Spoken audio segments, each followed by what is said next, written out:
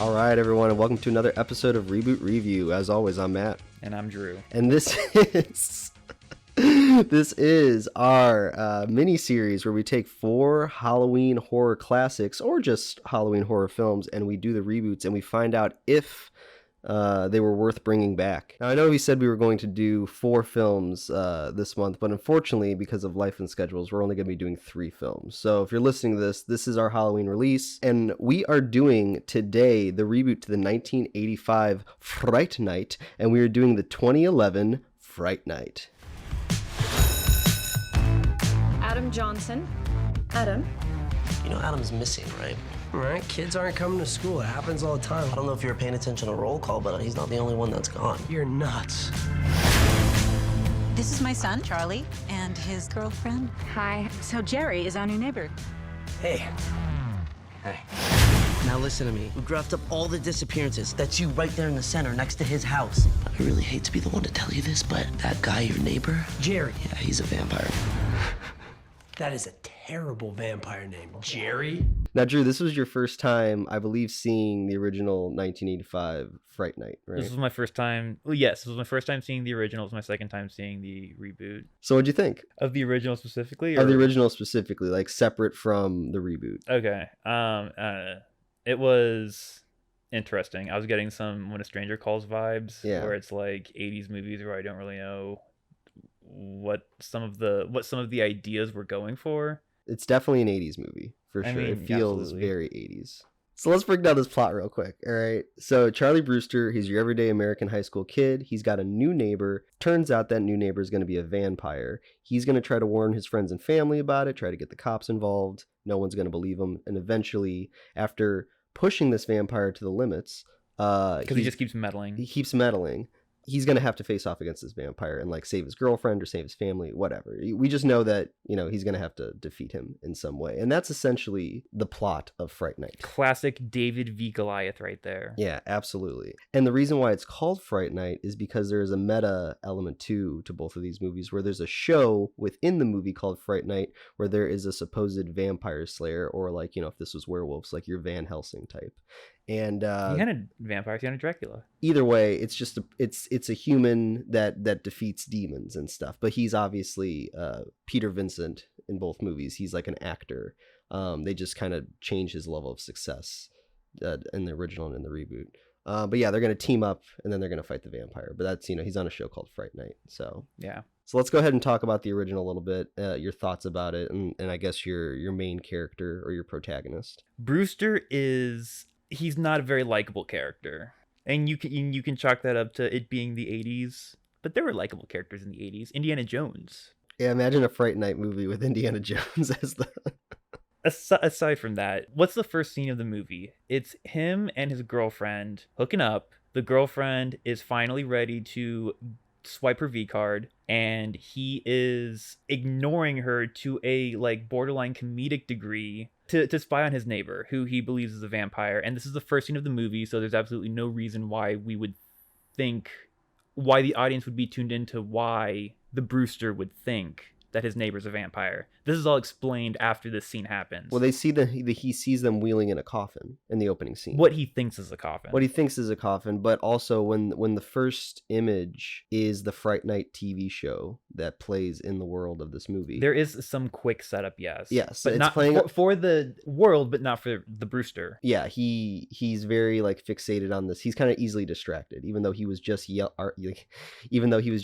at her for not giving him any. But then throughout that, she keeps trying. Like after she finally says, "Okay, I'll do it," then she keeps trying, and then he keeps going like no, because he keeps getting deeper invested in the vampire. And yeah, he's an 80s kid, and if you're asking, are 80s kids that obsessed with vampires? No, but that's why the TV's playing in the beginning. But that's the thing, and I'm gonna jump a little bit ahead real quick. He is obsessed. He's not obsessed with vampires because he doesn't know anything about vampires. He has to have the idea of vampires explained to him. He's just obsessed with spying on his neighbor. I think he's like a paranoid kid. Like I just think that like they're doing a very quick setup by having like the Fright Night TV show playing just on his TV in his bedroom, and then throughout the movie he's always watching like horror movies. So I think he himself is a horror film like enthusiast, and when he goes to Evil and asks Evil the rules about a vampire, I think that's how they're friends, where they're both like obsessed with horror movies. But I agree, it's like lazy, because if he was obsessed with horror movies, he would just know this stuff already, right?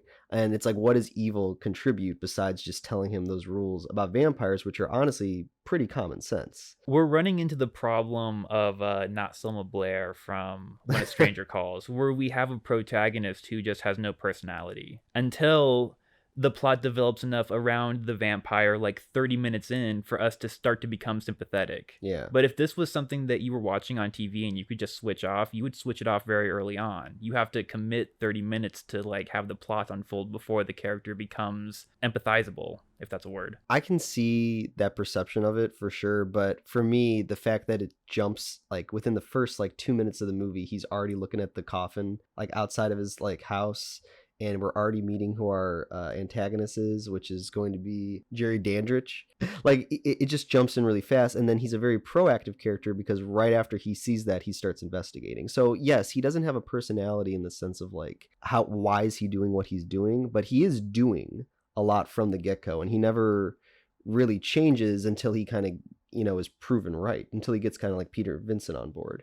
But I agree with that, but I just think that's just because that's 80s characters. They were just kind of everyday American boys situation. It's like, come on, why doesn't anyone believe me? And like, just a lot of complaining and stuff. But he snoops around a lot, and he doesn't react to anything. He, kind of initiates it. Yes, he's a very good, I think, tool for the plot is what you were looking for, because he's simple and he's proactive, and you can just kind of keep him, whatever you want to call it, like fucking with the Dandridge character, Jerry Dandridge. And we can compare him to Anton Yelchin later, but just to keep kind of going through some of these, we got our protagonist. Let's talk about our antagonist from 1980s. And I like personally this Jerry Dandridge. He's the same actor from Child's Play, and believe it or not, Tom Holland, who wrote and directed this movie, he also wrote and directed Child's Play as well. But yeah, I like Chris Sarandon playing this character. I like obviously the little like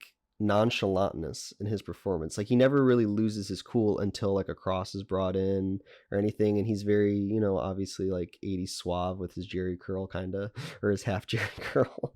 And then he's got like the one creepy vampire finger and stuff.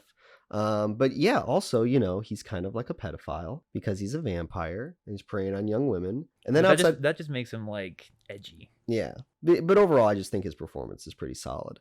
And then we have, the rest of the remaining side characters. Peter Vincent, we got Evil. Yeah, and then the only last thing I have to say is I actually like the actor that plays the Peter Vincent in the 1980s one. I like that he's a little bit older, that his like ratings have like plummeted throughout the years, and that he really hates this shtick that he's doing still. And it takes him a while to like really kind of believe the Brewster and then get on his side. But we didn't talk about any of the female characters. There's two very important, I'm doing air quotes right now, female characters. One is set up to be the obvious prey, which is the single mother.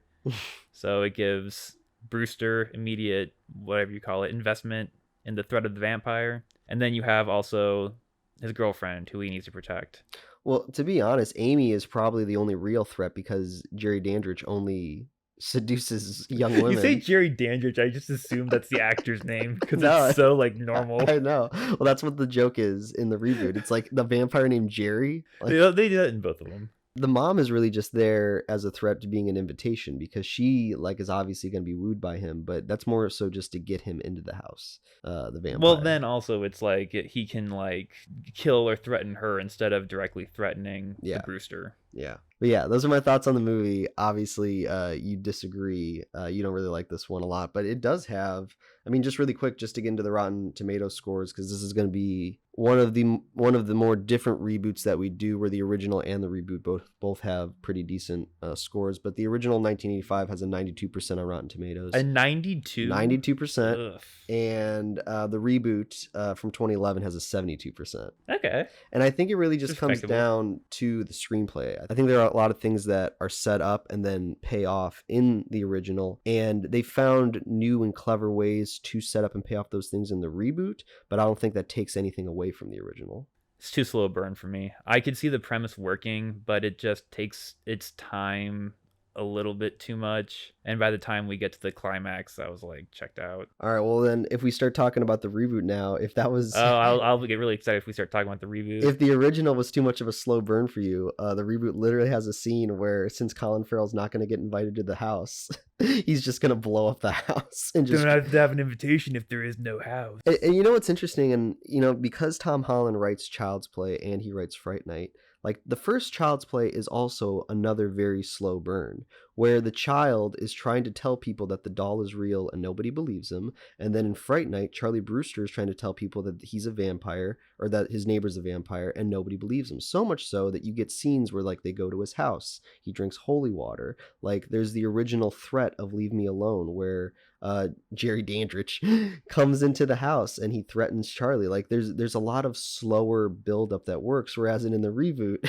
it's just like, I think the new Ed, he You mean he just evil? Yeah, but they don't call him evil in the reboot. I don't think they just call him Ed. He just flat out tells Charlie like, your neighbor's a vampire. So yeah, they get to the action, they get to the vampire a lot quicker. And not only that, the opening scene in the reboot, Colin Farrell attacking a family, like killing one of Ed and Charlie's friends. That's how you open the movie. Yeah, nowadays, if you don't trust your audience. Hey, got me invested. I'm just saying, it's like such a modern day trope of we got to open the movie on a monster so you know it's a monster movie. It's not really a trope. It's just like, common sense. You got to grab the attention. So then Ed obviously is going to go to Charlie. He's going to say, our buddy's missing. We got to go check it out. But now this is all after we introduce the Brewster, who is Anton Yelchin. Yeah. This is all after we introduce his character. And when his character is not obsessed with vampires and like obsessively stalking his neighbors, he's actually like a pretty cool, relatable guy. And what's very nice about the reboot is that you're able to build a connection with him instead of just immediately having him just like be super either attention deprived or like short attention span or whatever he is in the original. And he's Anton Yelchin. He definitely has maybe a better arc of starting as one person and then maybe turning to another by the end. Yes. But when we meet Anton Yelchin's character, he's not like that chill and cool. We find out that he's actually like a dick, kind of, because he's abandoned his friends. He hangs out with the cool crowd now, the Dave Francos of the world.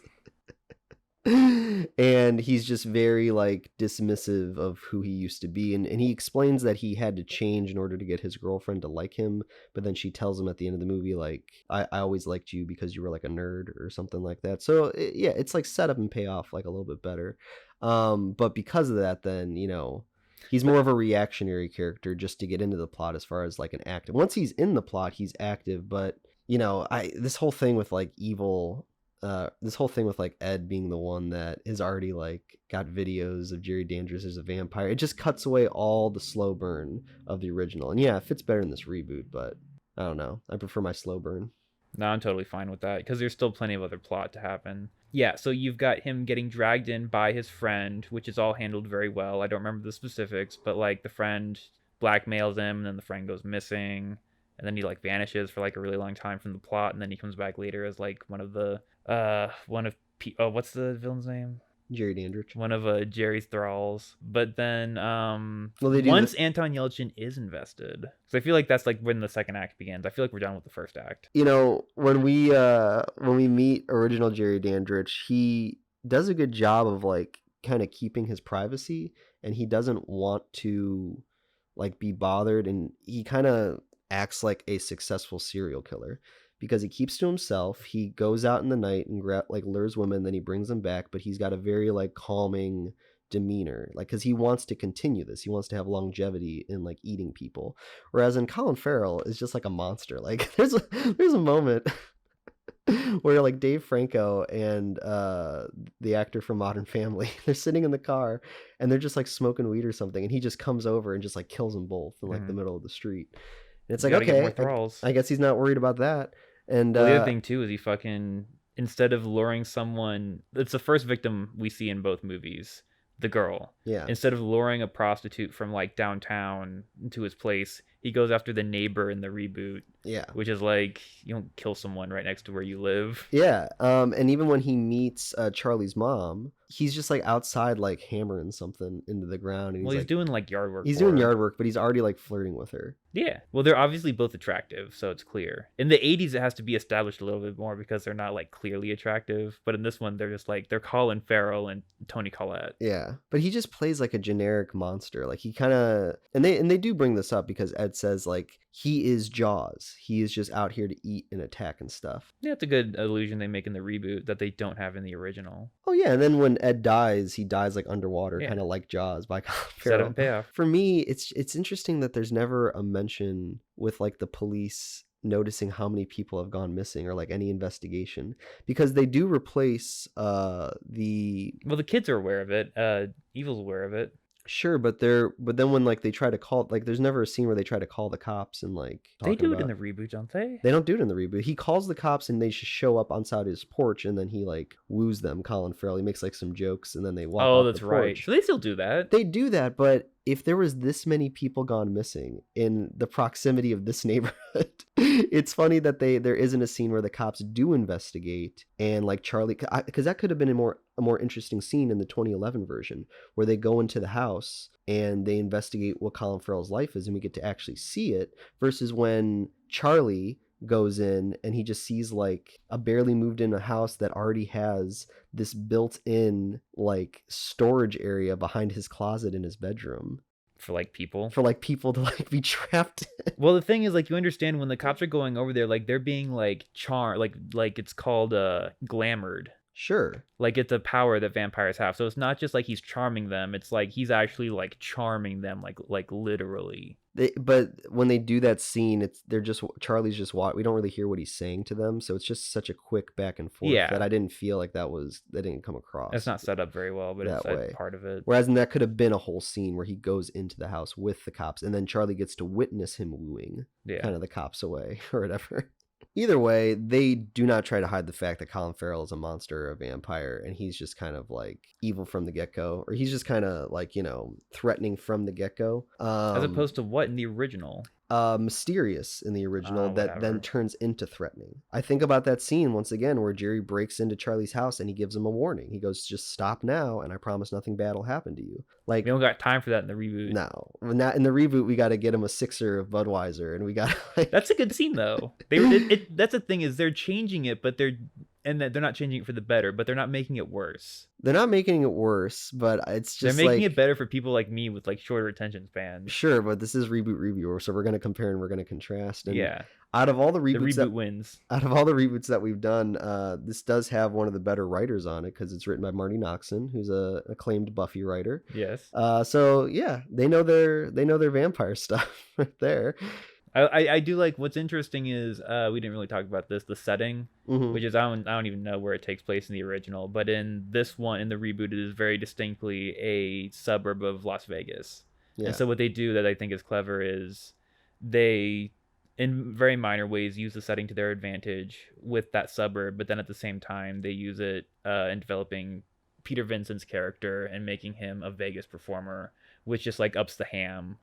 Because what was he exactly in the original? Like a TV In the original, host? he was a very successful like TV actor thought it whose was, like, character washed was out. Peter Vincent that like killed vampires. And then as he got older, he almost became like, instead of just being an actor on a show, he started hosting like, oh, welcome back to Fright Night, where we're going to show more episodes of stuff.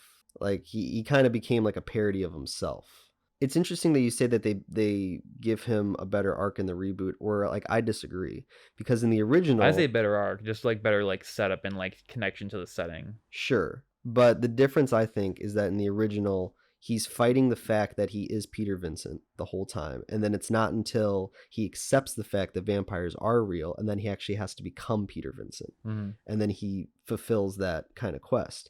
In the reboot, he starts as Peter Vincent, but then they add in a backstory that Colin Farrell killed his parents. Hey, that's not bad. And he's been in denial his whole life that vampires have existed, but somehow subconsciously he's bought all these artifacts. Because he knows that the threat he knows lurks that out there. Exactly. And it does. It's Colin Farrell. Sure, but then when he actually he doesn't even get to kill Colin Farrell. Nobody helps. I know, but that would have been the thing. No, Anton Yelchin's got to do it. Anton Yelchin's got to do it. So it's weird because in the original, all those artifacts that have been collected over time, they give that to Jerry Dandridge, and they kind of show you inside his house that he's like this antique collector. And then you would assume, because he's like 400, 500 years old, that these are things that he's gotten throughout history. So it actually makes his character more interesting than Colin Farrell, who's just got an empty house and like Budweiser and apples everywhere and a TV. And he's watching like Real Housewives of like Jersey or something. It makes him more of like an animal. That's what they were going for. Sure. It was intentional. Sure. But then when you just give him that in the reboot, then they go, well, where are we going to put all these artifacts? Okay, we'll give him to Peter Vincent instead. So there's like repeated things in this reboot, but they just give them to different characters.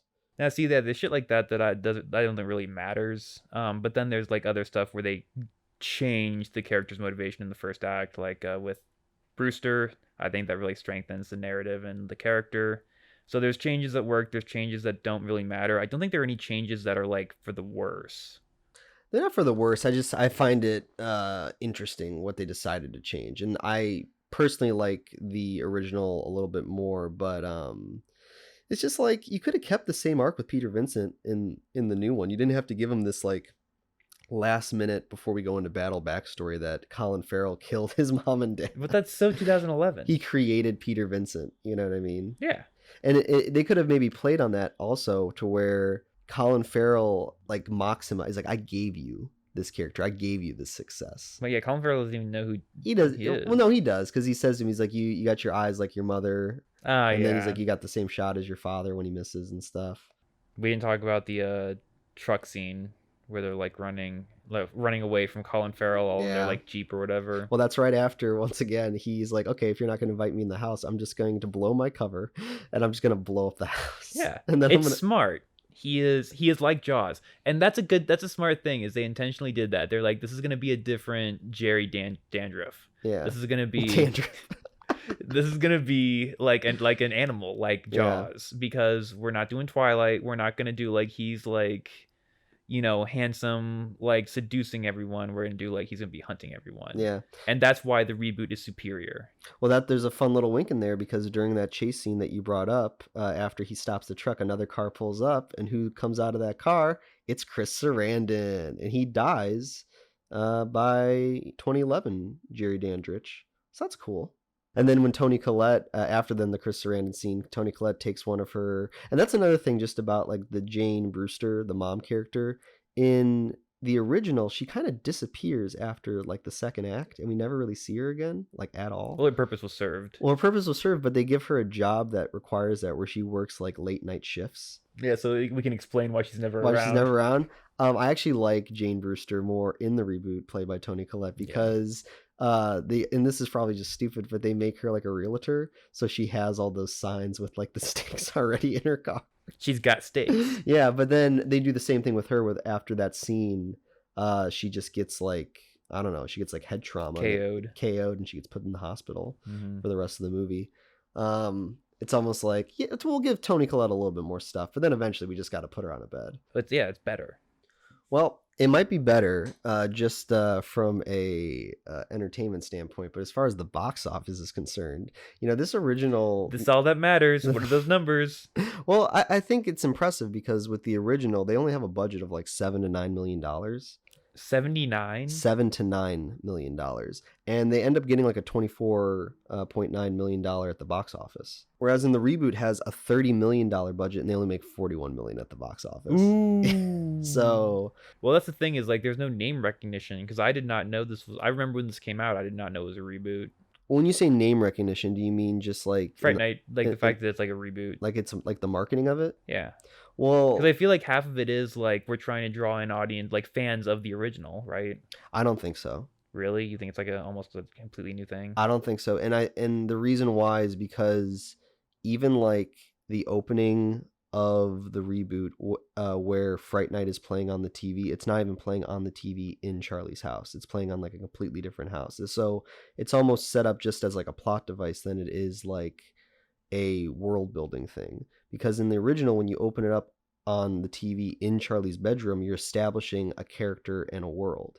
So this original movie is gonna be like about people that are already obsessed with like horror movies or the Halloween season or whatever. Whereas in the reboot, it's kind of like we're just gonna tell a monster story. And you can even break this down to when Jerry Dandridge in both versions says "Welcome to Fright Night." Yeah. Right? Like when Jerry Dandridge finally says it in the original, he's already met Peter Vincent a couple times, like when they do the test and he tells him he's a big fan and all this kind of stuff. It's been entertaining.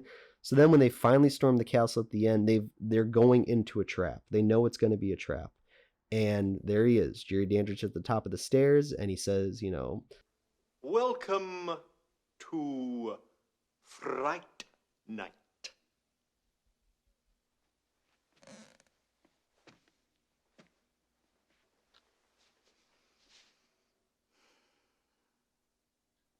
For real. Whereas in the reboot, Colin Farrell says it, but then they put a demon voice on him when he says "for real." Welcome to Fright Night.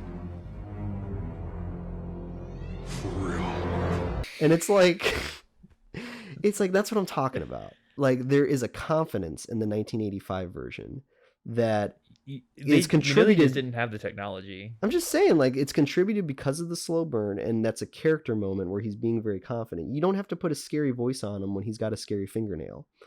Whereas They in the had reboot, to make it different from Twilight. In 2011, they made it more like Twilight. No, they didn't. They did, because they made him like a pale, sexy vampire that shops at Hot Topic, and he's also a Jaws. It's a juxtaposition. I'm just saying, Chris Sarandon in the original looks more like a normal dude. So there's confidence and subtlety in that. Whatever. It's boring. I don't know. I think cheap like CGI and voice modification. That CGI is not cheap. It's not good, but it's not cheap either. The black eyes and like the open jaw. Like they do the open jaw in both versions, but in the 80s version, it's practical and it looks scarier. I don't know. Is there anything else you want to talk about with this original or this reboot? Because I feel like we have more to say when it's like a bad movie, but both these movies I think are pretty solid. You obviously like the reboot more. I like the original more, but overall, this premise is fairly simple. Execution both times is good, and it's just like little differences of what they're we pretty like about each substantial one. differences. There's substantial differences, but they are in the same from boat. Like a plot structure. Yeah, but they're in the same boat. It's nothing like crazy like in Child's Play where we're going to take the killer doll, but we're going to give them a whole new like AI kind of thing. Like this is, like we said, this is a vampire next door. This is Rear Window. I think it's as far removed as you can get without completely flipping, or like I think it's as far away as you can get without adding a complete different gimmick on top of it. Yeah.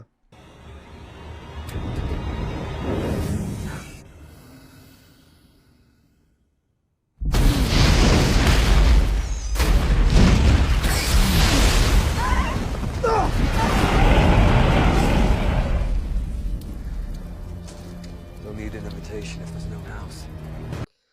All right, so as always on this podcast, we ask 3 questions that lead to a final vote of is it worth bringing back? And the first question is, does it work as a reboot? I want to say yes. At the end of the day, what really just does it for me is the fact that it does do some changes, but nothing is like overwhelming, not like Child's Play. I don't remember what we said for Child's Play, but that would be one where it's kind of like towing the line.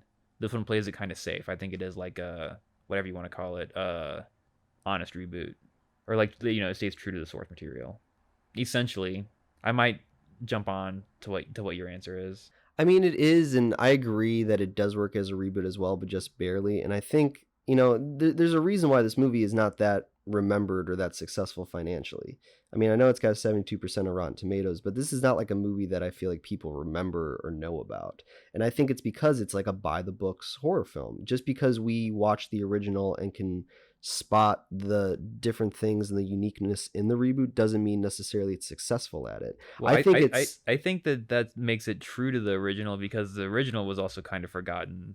No, the original is a classic. That's what I'm trying to say to you. Just because you don't like the original does not mean that the original is not like well received. I'm not saying I didn't like it. I'm saying I don't remember. I never heard of it. Well, a lot of people remember it. Mm-hmm. That's the thing, and that's the reason why they brought it back and they rebooted it. And I think that there are memorable scenes in that original because of the slow burnness of it that make you just think about it. Whereas in the 2011 version, the only thing I remember or think about is Anton Yelchin.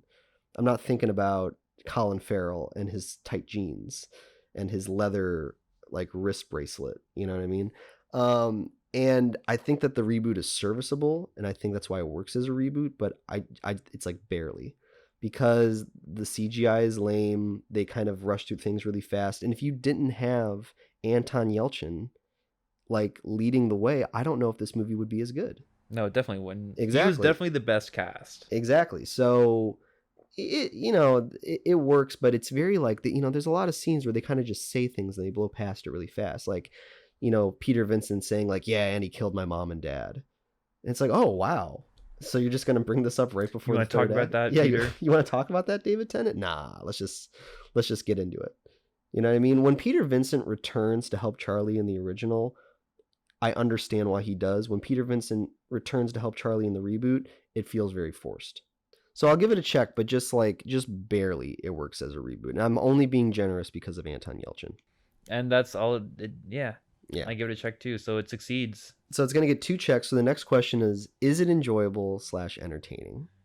Because this, I'm going to go ahead and go first again. Yeah. Because this question is it memorable? I can honestly say yes, it is enjoyable / entertaining. It is just not very memorable. I think it is enjoyable / entertaining, but I think for the wrong reasons. Okay, I can jive with that. It gets a check because once like Colin Farrell is just so ridiculous and creepy in the movie. Intentionally, and then it's also entertaining because like what is Toni Collette doing in this movie? Well, that's the thing, is at least they she does something relatively important. She saves her son's life. Yeah. And then she gets, KO'd and put in the sidelines for the rest of the movie. Yeah. But that's true to the original, because she gets sidelined in the original. It's just in a lamer way. Well, like something that should be enjoyable / entertaining is David Tennant's performance. But to be honest, it's so flat, in my opinion. Is it his performance, or is it the way the character's written? Well, it's the way the character's written, but he has nothing to go off of. So he just plays the same like drunken, sarcastic comment. But like even when we get introduced to him, where he's doing his performance on stage, and then he's like, everybody stop. Like, I need to work with some professionals here. When we introduce him. Yeah, when we meet him. That whole scene, like I've seen that scene a million times before, where you meet like a big star and then you watch them like yell at everybody once. But this was 2011. It was cutting edge at the time. I know, but it's just so basic and boring. There's nothing interesting about his character.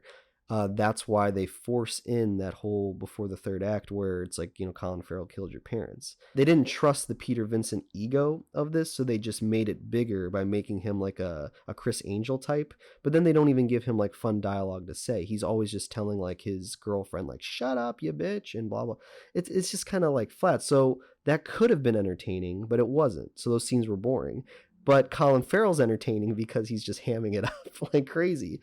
So there's moments in the movie where the ham works, and then there's moments in the movie where it's like, well, what kind of movie are you making? Are you trying to make a straightforward horror comedy, or are you trying to make this like ridiculous like meta 2011 movie? So it's enjoyable / entertaining, but only in bad ways, like in the things that they maybe were trying to do seriously, but then it came off campy.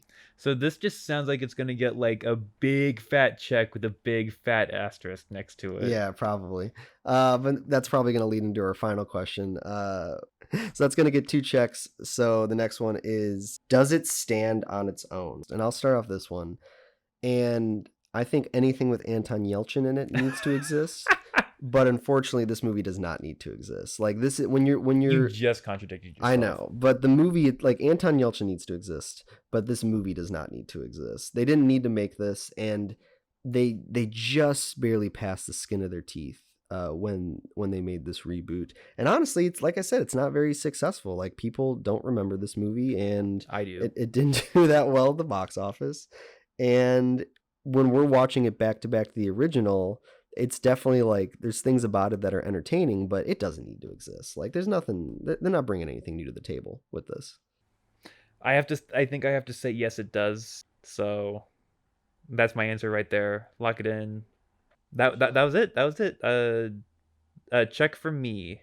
I think you're one of the few people that think that this reboot is better than the original. But besides that, if you're doing the math at home, that's going to be 5 checks, 1 X. So it is going to get 1 giant check for worth bringing back. All right. But it's weird because it's worth bringing back, but in my opinion, it's not.